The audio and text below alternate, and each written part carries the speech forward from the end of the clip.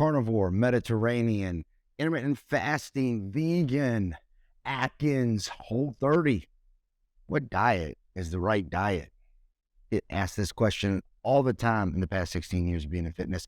And if you've been wondering the answer to this question for you, make sure you go ahead and turn in today's episode of The Hard Truth, where we break down that hard truth that you need to listen to if you want to achieve your dreams.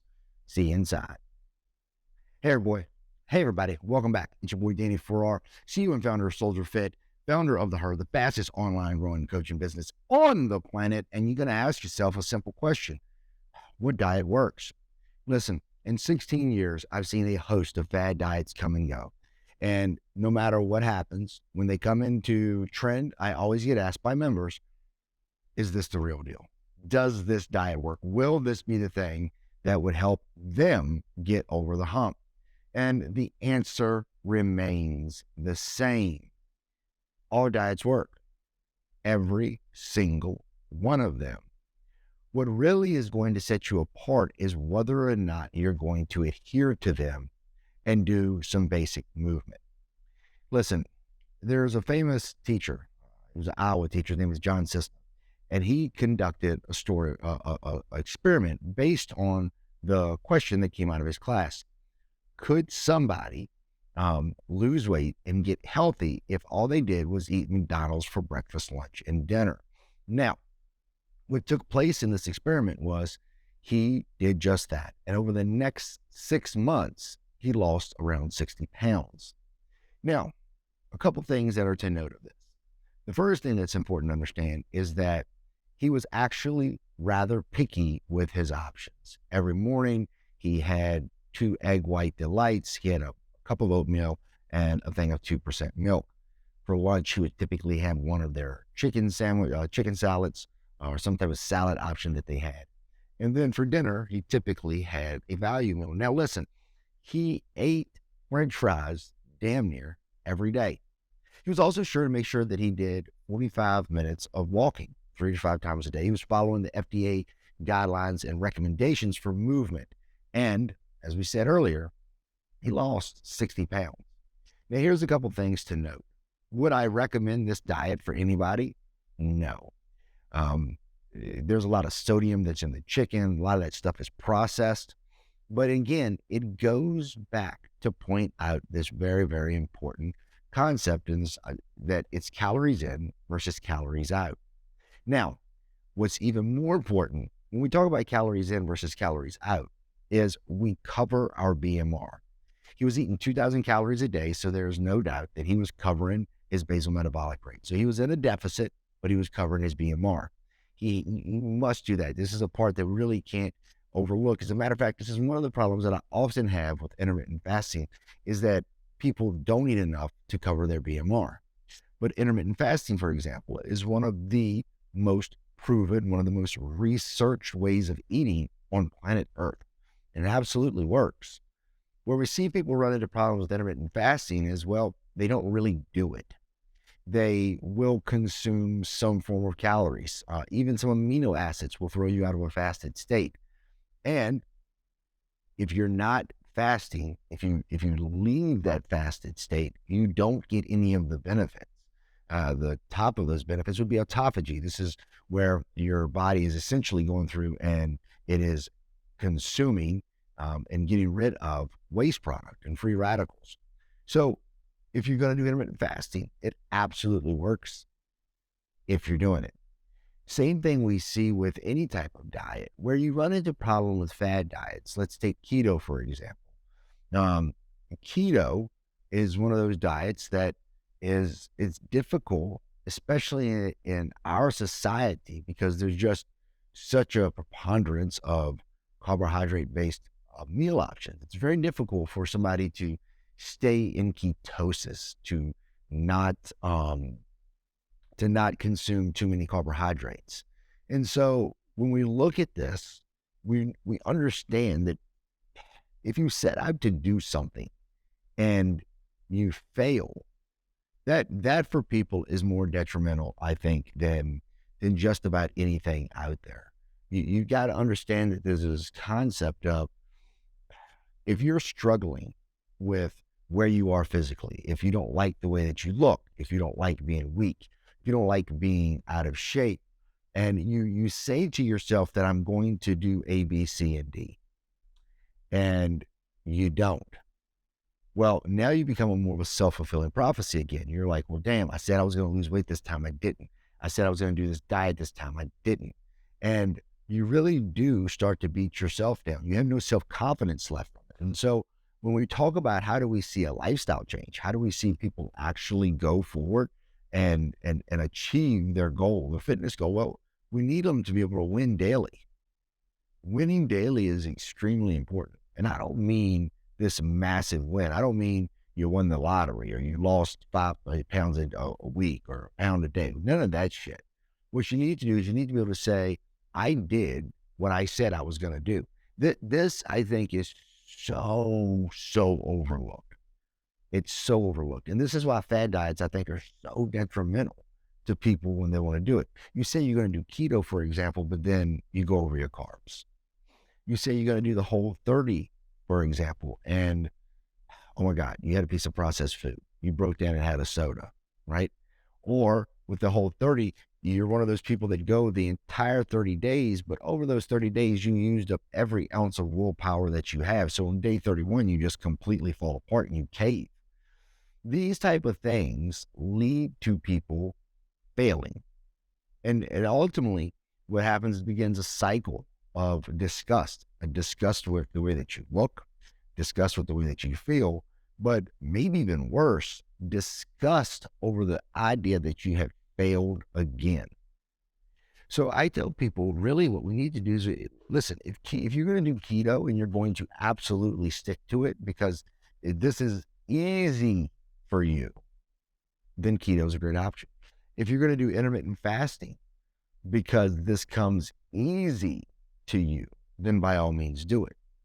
But if by 10 a.m. you are a hangry monster, ready to rip everyone's head off, then the truth is you're probably not going to stick to it. The truth is you're probably going to break down and eat that bit of food. And what I have seen happen over the years is that when this goes down, people actually crash big time. I have a client who was getting exceptional results as far as strength and conditioning and their overall fitness improving. But where they were struggling was with their nutrition. And what I learned and what they learned was that, listen, if I have this one thing, I'm going all in. If I have carbs, I'm going all in. They didn't have the restraint. And so what it took for them was actually journaling. What it took for them was writing everything down. That brief respite that before they put it in their mouth, they had to put pen to paper. And that was the pause that they needed in order to make sure that they made a better decision. They didn't just go on their habit loop. They just didn't become autonomous. And since then, we've seen massive improvements in their body composition, as well as their confidence, because they're honoring what they said they were going to do.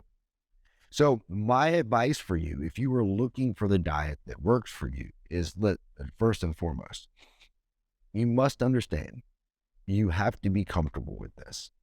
This has to fit into your lifestyle and your way of living.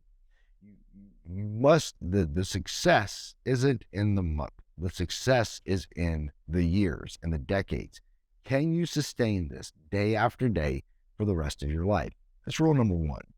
Rule number two, you need to factor in 20% happiness. And what I mean by this is that do not try to go and deprive yourself of all of the things that you like. It's only going to make you want it more, and it's only going to cause you to feel like you failed if and when you do eventually take that bite of the banned substance. So don't ban anything. If you have a craving for something, then by all means, go ahead and eat it. Go ahead and take that minute to enjoy whatever it is that you want. You just can't enjoy it every single solitary day. Now, you may say, well, Danny, this guy ate McDonald's every day. He did, but again, I don't recommend that. The point of the McDonald's everyday analogy is to show you that you can eat even unhealthy, and lose weight. But is that really what we're going for here? Are you only going for the fact that you want to lose a little bit of weight? Or do you want to be able to show up? Do you want to be able to perform? Because never lose sight of this. You are what you eat, literally. He became egg white McMuffins. That's what made up his body, his hair, his nails, his skin, everything. Is that what you really want? Is that where you want to see yourself at? And I would argue that for most of you probably don't. So the solution as you do this going forward, it's quite simple. All you need to focus on is getting on an eating routine that serves your goals. If that serves your goals is to lose weight, then you need to be in a calorie deficit while covering your BMR. So for example, if your BMR was 1,800 calories, and throughout the course of a day, you burned 2,500 calories, if you consume 2,000 calories per day, you're perfect. You're covering your BMR, what you need to actually be alive, and you're also remaining in a 500 calorie deficit. 2,000 calorie diet is going to be 500 short of 2,500 that you burn. You're going to lose weight. As a matter of fact, at 500 calories a day times 7 days a week, which equals 3,500 calories in a week, you're going to lose a pound of fat per week. So as you take yourself out of your arm with this information, here's some helpful tips. 1, examine what you're doing right now. What does your meal look like, right? Do you eat breakfast, lunch, and dinner? Or do you typically skip breakfast? If you typically skip breakfast, maybe intermittent fasting is a great option for you. Now there's an actual method to your madness. Just don't eat anything or drink anything outside of water or black coffee. Do you love meat, right? If you love meat, then maybe sitting here looking at an option for something like the Atkins diet, for example, or maybe a keto diet would even work for you, or a carnivore diet. But again, when we're looking at those diets, you got to ask yourself, can you sustain this for life? And with most of those, the answer for people is no. So the easiest, best approach, most generic advice you can give anyone out there, but this is advice that absolutely works.